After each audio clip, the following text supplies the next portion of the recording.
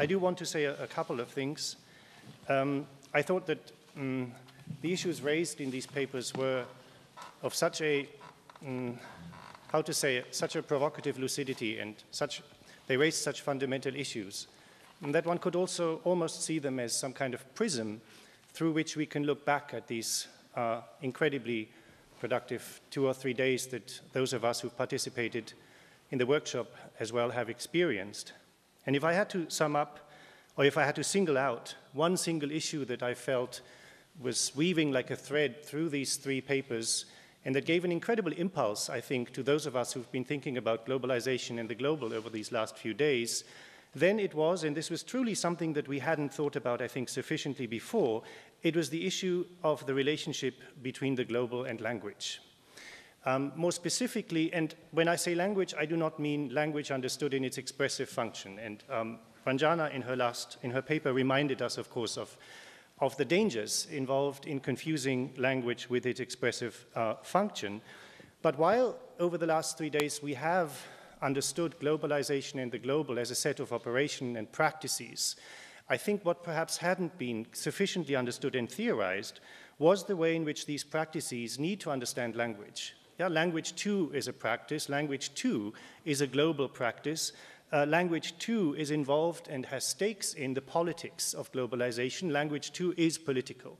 So I was incredibly impressed, beginning with Todd and ending with Ranjana, in the ways in which all 3 speakers managed to really identify the point at which the politics of globalization becomes or is already a politics of naming, of being named, of using language, and of having, frankly, language used against one, and how visuality and language are not things that can easily be kept apart from each other. So with this brief preface, I'd like to invite your questions, and I want to thank the speakers once again for their amazing papers.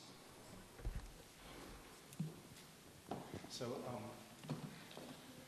any questions? Hi, I've just got a question about something which hasn't really come up so far, and it is the scale of an individual work and the role of making and of the hand in any particular work. And of course, this bears, in terms of the human body, in Rajana's talk on ship and house building, of course, but it also bears on Nicholas Misrov's point with the caravan memorial to Benjamin and the reflection of the body in the water. And moving on then to work that involves the small gestures of the hand, old technology, again from Rajana's talk, also Mona Hatoum's handwriting project, and then in Todd Porterfield's talk, just how big the hands were in the Ferrari piece that was so moving about the plight of his daughter. Especially since Ferrari's work up until that point was typified by handwriting, which is, again, a small gesture.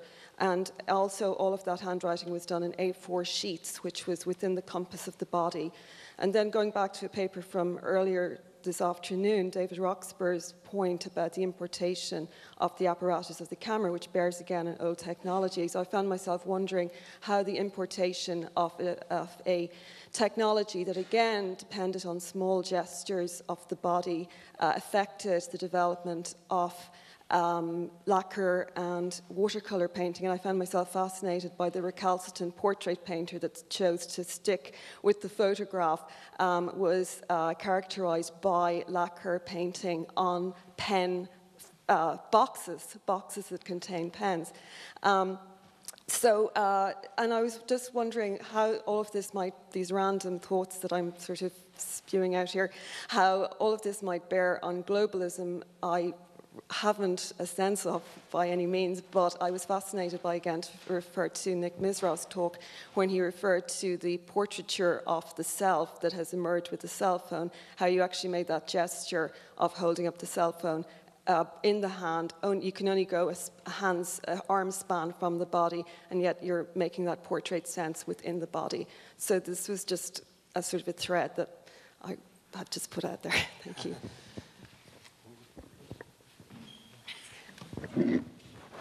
So that's a wonderful question, thank you. And you know, I think that question of how one makes that portrait of the self really is the nub of this in many ways. And I think across across these three talks in some sense. You know, in the sense that I think that the kind of characteristic gesture of an earlier photography was the street photographer who was largely anonymous, who was taking pictures of people who were not to be seen. And, you know, Chris Marker has a show that's going around at the moment that you may have seen, pictures taken of people in the Paris metro. And that in order for them to be important, they are sort of framed against works of Western canon.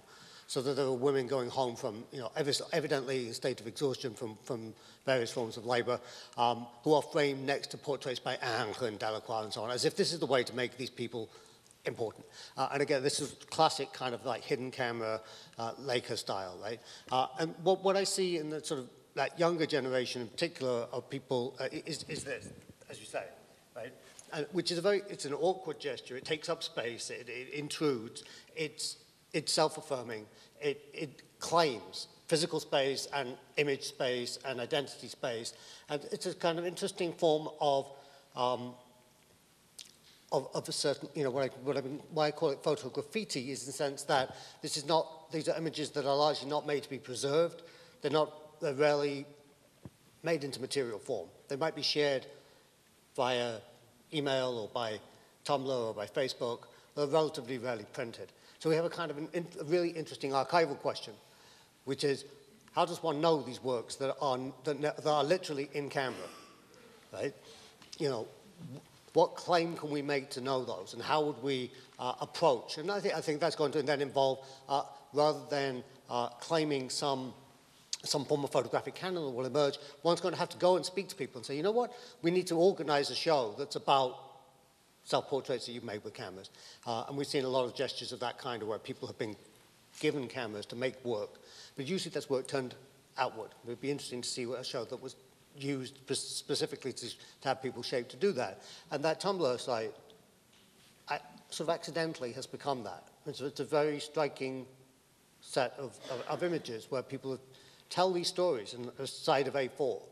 And I think the most effective ones are the ones where people have written by hand. Evoking both of your presentations. And the same thing is true, I think, of the signs of the Occupy movement, where most of those Occupy sites have places where you can make signs and there are crayons and stuff. And the signs that, as it were, work, that do the work of convincing people that cross a sort of boundary between move on and come and occupy, are the ones that are made by hand.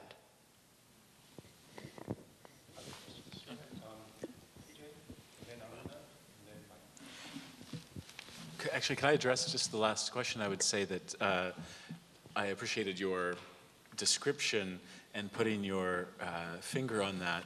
And for me, it evokes that one of the things that's come up recurrently, and maybe why these metaphors or these examples, is that we're sometimes here coming to terms with, and not so much the individual, but an individual in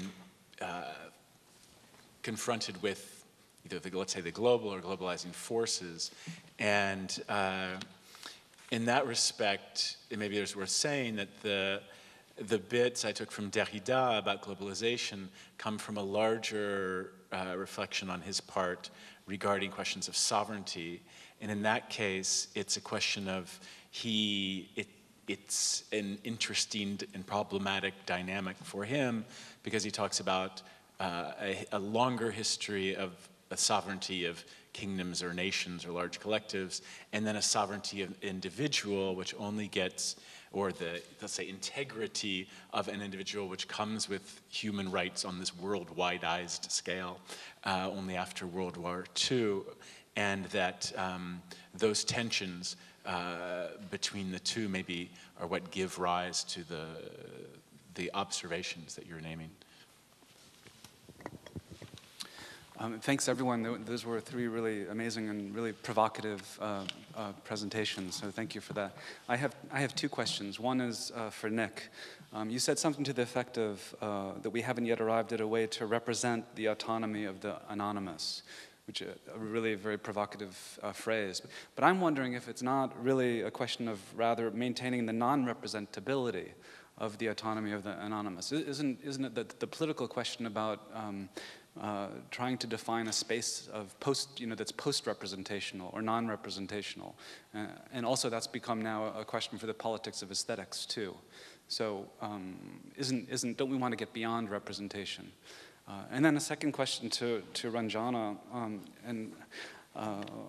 in my work also on contemporary art and migration, I'd like to share with you a problem that I often get questioned about, which is I liked very much how you transformed the issue of the specter of communism into a specter of colonialism. But I wonder if Isaac Julian's work, just take as an example, isn't haunted by yet another specter, and that's the specter of the market. And here, the question is, what do we do when an artwork produces a sense of unbelonging that at least to some degree belongs to the exchangeability of the market? So it's a way of relating cultural globalization, a very progressive cultural globalization of a borderless space, to an economic globalization, of the exchangeability and fluidity of the market. Right. Thank you for that question. Actually, maybe I can also sort of say something a little bit about the first question too, in relation to this. So, I mean, it doesn't seem to me that because an artist is recognized in global markets, that therefore the notion of unbelonging that they are dealing with is to be made more suspicious, right? I mean, it seems to me that there is a total saturation by markets anyway, and so there is no space from which one is not in some ways complicitous. Okay, so I mean, I guess I believe that on a sort of fundamental level about globalization, that there are certainly gestures that one can make that are about a contesting of global capital, but they are more often than not thwarted by a complicity on one level or another, and that is exactly what's frightening to me about late capitalism. So it seems to me that just because his work circulates in the marketplace, it doesn't necessarily mean that either that question of unbelonging is really being taken on, right, as a real threat to the constitution of the subject. But certainly there will be aspects of it that are. So, I mean, that's how I would respond to that. But it seemed, just to sort of go back to okay, so that's all, let me just sort of say one more thing about that. That's also why I go to Derrida rather than going to Deleuze, Masumi for my notion of affect, because it seems to me that Derrida will always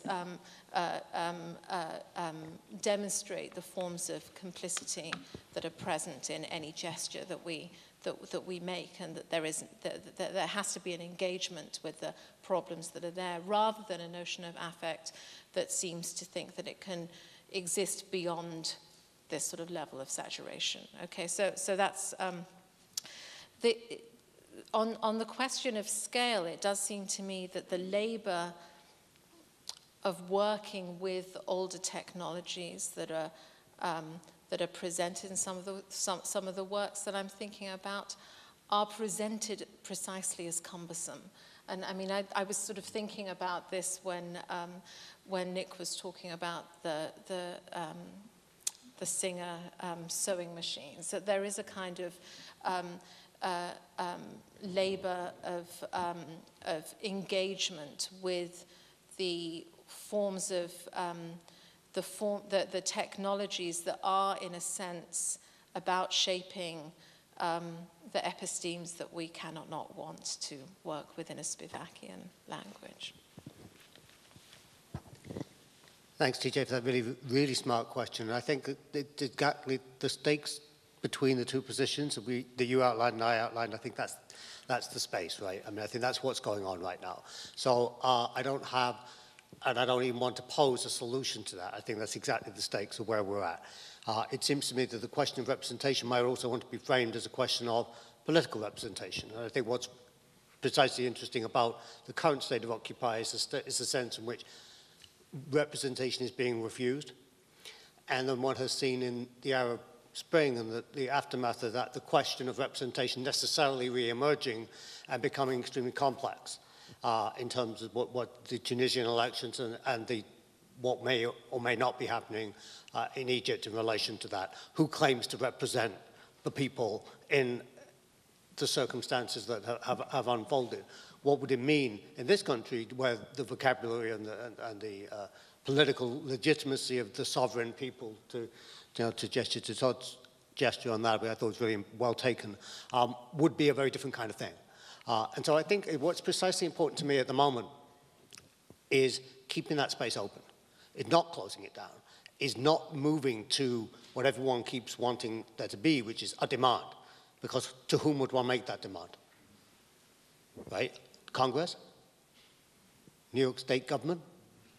Your university government? I mean, come on. So there are no demands possible at the present time.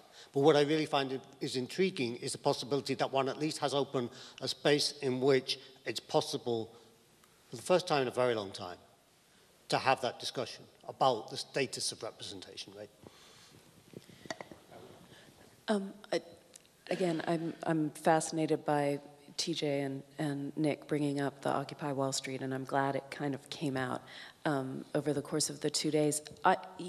When I was thinking of that picture of the young woman, the 19-year-old who's, articulating what her situation is in the world, and of course that circulated on Facebook and everywhere, and then the response, the Tea Partiers' response to her circulated, everywhere as well, and was posted on MoveOn.org's site as well. I think of those pictures, and I think, first of all, you'll see my roots in the 90s. I think of Gillian Waring's works of, people holding up signs. And, this being this sort of complicated project of, on the surface of it, self-identification, but really rolled into this sort of representation of banality, the banality of our desire to be represented in a certain way. And, and in addition to that, it struck me, these are just unrelated thoughts in some ways, and someone might want to correct me, but the New York Times had a story about India's move towards having identification cards. I think that's right? And there was this story in the New York Times where people, the lower caste, lower classes, the disenfranchised were actually very excited about this because in opposition to the sort of Western notion of, of identity cards as a form of surveillance, the identity card was now to be a kind of form of recognition, right? That they now had this sort of sign of citizenship that they never had before in the face of political realities that really disenfranchised them in many ways. And so I guess I have those two things in tension when I look at those photos, right? On the one hand, the banality of these sorts of images that you see and you take of yourself even and post everywhere as if they're a meaningful articulation of the self versus these other political uses that are both repressive and liberatory, in a dialectical way. So I just wanted to throw that out and see if you had any comments. I can't really add much to that except to give you a practical example. Last week at Occupy Wall Street, a woman comes down from Performer, which, as you might know, is the New York Performance Festival. And she says to us, we have a permit for a demonstration. Would you please do a demonstration? About what? Well, that's up to you. We have the permit. We want you to do the demonstration. And this seemed to me, the sort of Gillian Waring gone mad, right? I mean, this is like taking... I want to go home with a video of these people doing some kind of performance for me that I don't know what it is, and they don't know what it is, and they didn't ask for it. So there's that. On the other side, there's been an attempt by a certain publisher to co-opt the experiences of what they call early adopters of Occupy to write, the inside story of the occupation and to publish it by Christmas and, to sell it and so on. And that's been turned back by the movement. And the book will still be published. I mean, it's going to come out. And they're going to claim to give the money, but the money's also been refused by the movement. So I absolutely agree. I think there's this really interesting tension between enfranchisement, disenfranchisement. And one, if you're thinking about in terms of voters' rights, those kinds of long histories, one wants to remember that. And I think here the book by Richard Scott Lyons about the X mark, which talks about the way in which treaties signed by indigenous peoples in this country were often signed by someone making an X. And the ambiguities that he sees in that X mark between, on the one hand, can easily be read in a kind of typical post-colonial frame as a surrender, as a give up, as a loss, but also as the way you just described, as a claim to certain rights, as a claim to certain belonging, as a claim to certain affirmation. And when you think of the way in which the Treaty of Waitangi in Aotearoa, New Zealand, has been used very effectively by the Maori as a way precisely to claim not just rights, but extensive ownership within Aotearoa since 1985, that has actually become practical, as again, this kind of mark-making that we've been talking about in a number of contexts, as a kind of writing that has been taken through all its deconstructions that are not simply philosophical, but practical political issues, as we're now experiencing them, to these interesting current states. In this regime of sorry, Nick, I guess this is for you, but I'm not sure it's just for you. In this regime of visuality, that you can occupy or you can digitize in some way. Now, are they to occupy and to digitize partners in revolt, or do occupiers, the more recent featured resistance, do occupiers in body, in material, in corporeality, somehow are they there recognizing something insufficient in digitization?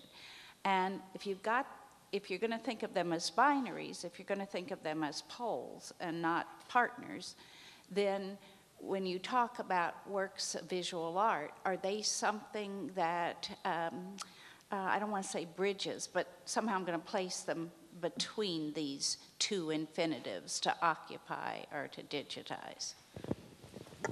That's a very rich question. Luckily, there is this very long book that does address some of those questions. So I won't take up too much time, but just say, I think your formulation is right is right exactly where I would see it. I don't think that we want to claim the digital as an innocent space that can somehow come in and recuperate the corrupted real. I think what we've seen has been a very interesting set of, again, practical supplementarity between the political space where embodied figures are putting themselves in occupation, in the way of danger, in place of physical harm, but also using digital materials to organize and to supplement and to spread information about that. And that seems to be together in a relation of supplement to work like that. They're neither one nor the other, but both together in a supplementary relation. And I think the way then in which the kind of performative work that we've been discussing in a variety of contexts, from Isaac Julian to the tumblers, does seem to be exactly the way in which that kind of, if you want to call it a work of art, but I would want to call it performed art or something like that, does precisely cross those boundaries in ways that are very interesting. And it's because the transition, it seems to me, in my frame, the transition to a possible mode of visuality is in some crisis. When I finished the book, the last words in it are something to the effect of, we basically got two choices here. You can either continue to authorize authority, or we could democratize democracy. And at that time, it seemed to me, it was written over a year ago, that it was pretty clear which one that was going to be. It was going to be authorizing. But now it seems all out of apparently virtually nowhere that there is just the other possibility, because it was always there. And if you look back at the other moments that people have evoked throughout this conference, moments where these regimes are in transition. There has always been, seems to me, in those transitional moments, those tremulous possibilities, and we need to recuperate those, from Rosa Luxemburg to the Chartists and to other moments that have been evoked today.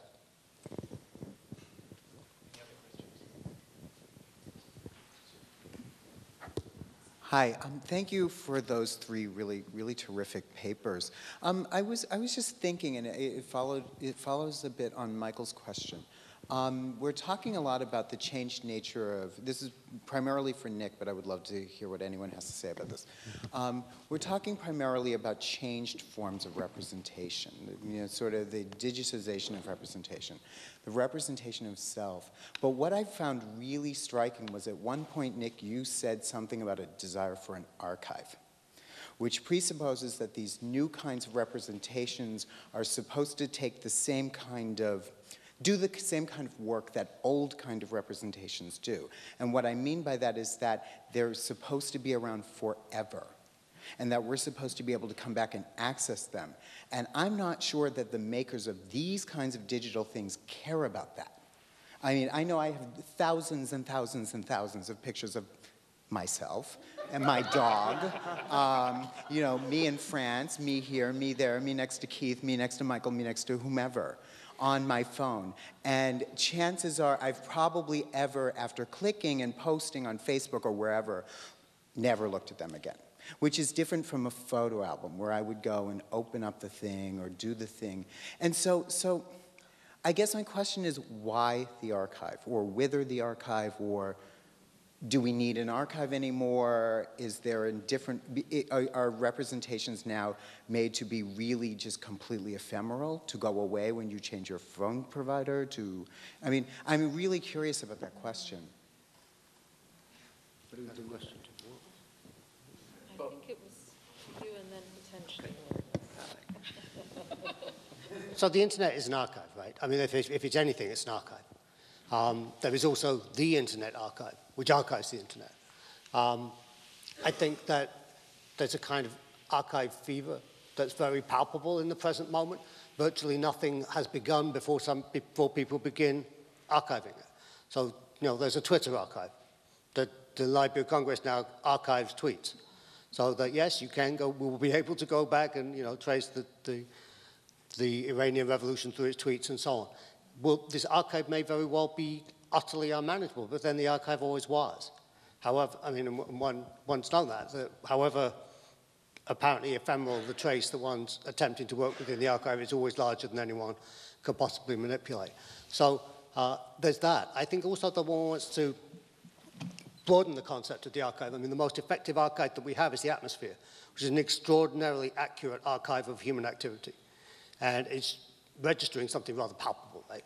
And I'm thinking here of the work recently of Paul Miller, who's also known as DJ Spooky, who's produced this book called The Book of Ice, which in its electronic form, which you can't obviously do in the print form, gives you the sound that ice makes as it melts. And this is millennial sound. This is 10,000-year-old ice coming to the surface for the first time and making this extraordinary noise, which I can't begin to describe, but it's a cross between a rumbling and a grinding and a vibration sound that he mixes into this book. And that archive, those new kinds of modalities of archiving that seem to be unfolding all the time, so challenges and forces us to expand on our recede patterns of archiving, the same way that I think whatever this photography is, it's not the photography that we're comfortable with and that we have a very well-defined set of tools for handling that we've been using for the last 20 or something years, it's something else. And it's not clear to me yet, and I don't think it should be at all, again, what the parameters of that are or should be. I could say one thing. I mean, I would, at Duke we have some kind of Occupy archive going on. We have someone at the library who's collecting all sorts of things. And I do question, what exactly the efficacy of this is, but it's there, and it's become an interesting resource in terms of the writings about it, in quite a kind of conventional sense, the writings about Occupy for the students to try and make some kind of sense of it. But I mean, I suppose I would say that whether there's an archive or not that is actual, there is an archive anyway that is being referenced, and you know, that is about a certain kind of notion of representability, an idea of a proper name, an idea of representation that goes back much further than this, even as it is changed and discrepant and all that. One more question, then call. So I still hear the echoes. Oh, sorry. I still hear the echoes of the way in which one of the panels yesterday, Jim, you concrested into the headless corpse of Rosa Luxemburg, and I think you called it Buddhist genitals. And what I found really interesting was that somehow the flamingos that were the persistent field of the screen, the flamingos that turn color because of what they consume, in the way in which the earth exerts its agency on bodies in the general sense. There's another post which didn't come into play during the workshop, the Posthuman, which can be utterly alienating. It's a version of technology as man versus machine, but that's so not the version of technology that you gave us, Ranji. Instead, via not only Isaac Julian, but also the words of Suzanne Césaire, you gave us the human plant. And that posits a quite different relationship to worlds in process, worlds in becoming. So if we were to think transversal positioning in and through languages, but in relation to something that's very not human or not yet human, perhaps there's a we have never been human, that I guess I'd like to put that question of actually thinking positionality from something beyond the human. And it seems to me you all started to speak to that also via the sound of ice and melting ice. But I was wondering if we could give that some more turns. Yes, I'm very happy to. The way I understand this as a feminist project and also an anti-humanist project, I suppose, is through trying to think through the ways in which belonging has always been attached to an idea of being that is both anthropomorphic and androcentric. And so, you know, part of what I'm trying to do in this project is sort of sketch out the moments in which that emerges. So Suzanne Césaire is one figure who does put the plant out there. But also, it seems to me that actually in questioning the relation of language to being and becoming, partly what is going on is a questioning, therefore, of a notion of the political that is tied to language. Right? So it's a questioning of the Aristotelian model that then gets taken up, you know, obviously, all over the place, and even in Arendt, even in Agamben, I would say, although he might dispute that.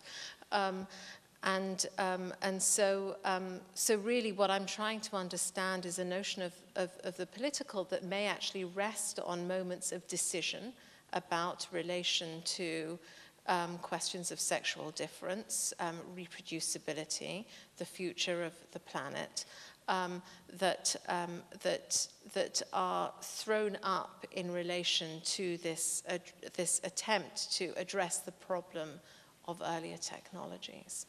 So, yeah, so it's really sort of that question of anthropomorphism and androcentrism that's at the core of being that needs to get unpinned. Very quickly, because I see we're out of time, but you know, the moment in which a person claims the right to be human is the moment of the revolt against the various modalities of slavery. And the person who is enslaved is making that claim, to cross that legally and linguistically and gendered gulf between chattel and personhood. That's a claim that, if that's incorporated in the word human, which it hasn't been, could be, and would change things if it were. Can I say one more thing then? Yeah. Okay. I know we have to end, but let me just say one thing as a supplement, because I think that in trying to understand a notion of asylum rather than exile, partly what I've been trying to do is to sort of think about that tension between exactly the demand for being recognized in a new state, but also in a different state, that is, but also the way in which that the terms of naming are so compromised by the sovereignty of the state, because asylum is one of those places where sovereignty absolutely persists, right? I mean, in both the case of the mental asylum and in cases of political asylum. And so really what I'm sort of trying to suggest through that engagement with Irigaray and Derrida is a sense of opening on the part of a host and guests that engages with that very problem of being human as the designation by a proper name, and some attempt to sort of see that as based on a model of the patrilineal and the anthropomorphic. Okay. Thank you very much indeed. Thank you. The plan right now is to get you all caffeinated and sugared up so that you can come back here and take on the speakers for a question and answer roundtable at the end, and hopefully some of the threads will start to merge or emerge or submerge. So we'll meet back here at 4:45, please. Thank you.